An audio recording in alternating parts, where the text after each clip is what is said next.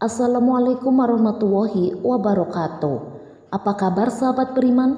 Selamat datang di channel Islam Center. Dosa besar yang terus mengalir, mengacu pada dosa yang dilakukan secara berulang-ulang dan tidak dihentikan. Hal ini dapat menjadi masalah serius bagi seseorang yang berusaha hidup sesuai dengan nilai-nilai agama atau moral.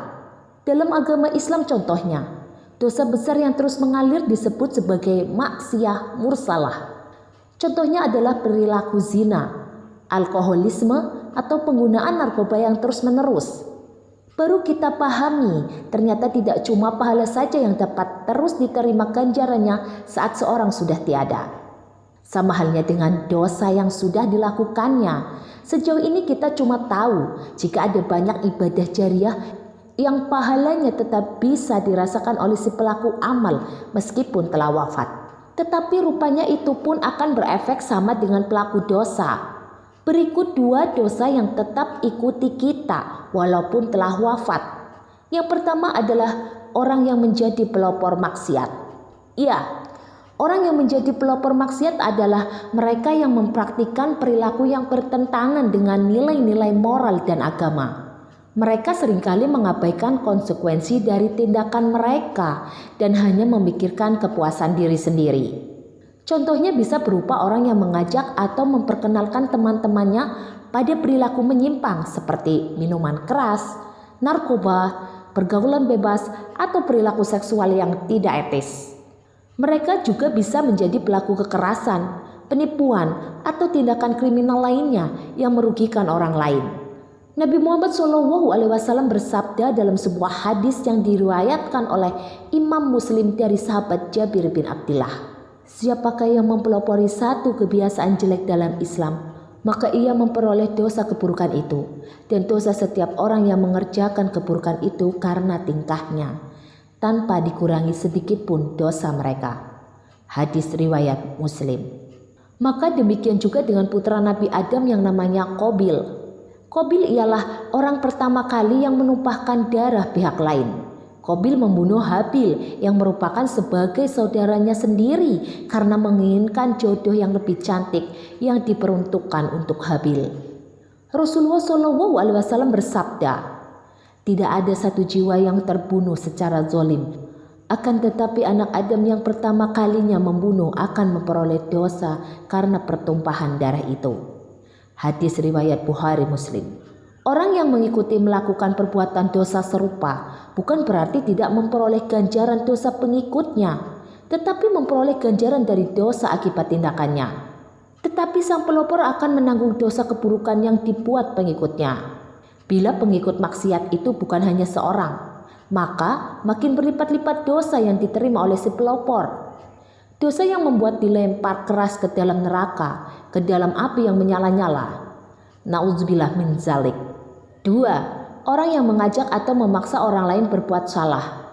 Iya, orang yang mengajak atau memaksa orang lain untuk berbuat salah disebut sebagai pelaku pengaruh negatif atau pengaruh buruk. Tindakan ini dapat merusak kepercayaan dan moral seseorang, serta dapat membahayakan keselamatan dan kesejahteraan orang lain. Contoh dari tindakan ini adalah seperti memaksa seseorang untuk mengambil barang yang bukan miliknya, merokok atau minum minuman keras meski sebenarnya orang tersebut tidak ingin, melakukan kekerasan atau tindakan kriminal lainnya. Orang yang terlibat dalam tindakan pengaruh negatif ini perlu disadarkan akan dampak buruk yang dapat ditimbulkannya.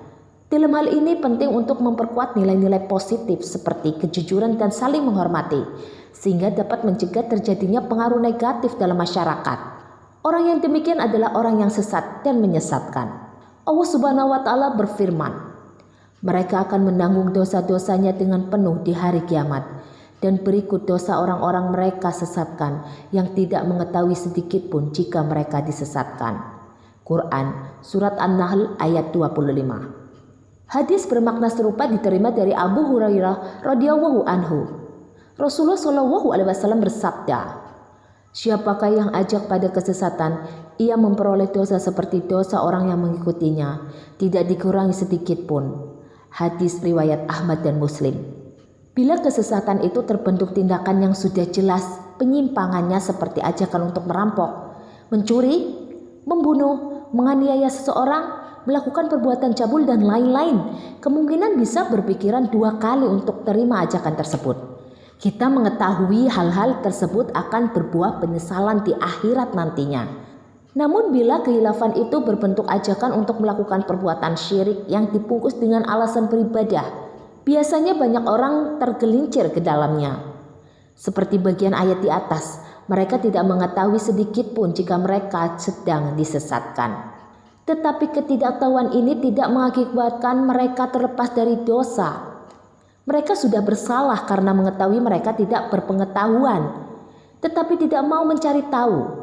Mereka sudah bersalah karena sudah mempercayai segala praktik ritual peribadahan tersebut pada orang yang dianggap alim. Walaupun sebenarnya orang alim yang tidak memurnikan ibadah hanya untuk Allah semata, baik dalam hal zat yang diibadahi atau tata cara peribadahan, dia sebenarnya ialah penyesat yang menyesatkan. Orang berbahaya dan membahayakan, orang yang hendak mendapat limpahan dosa walaupun raganya sudah tiada. Semoga dengan penjelasan di atas memberikan pencerahan bagi kita semua. Wallahu a'lam bishawab. Demikian yang bisa saya bagikan, semoga bermanfaat untuk kita semua. Wassalamualaikum warahmatullahi wabarakatuh.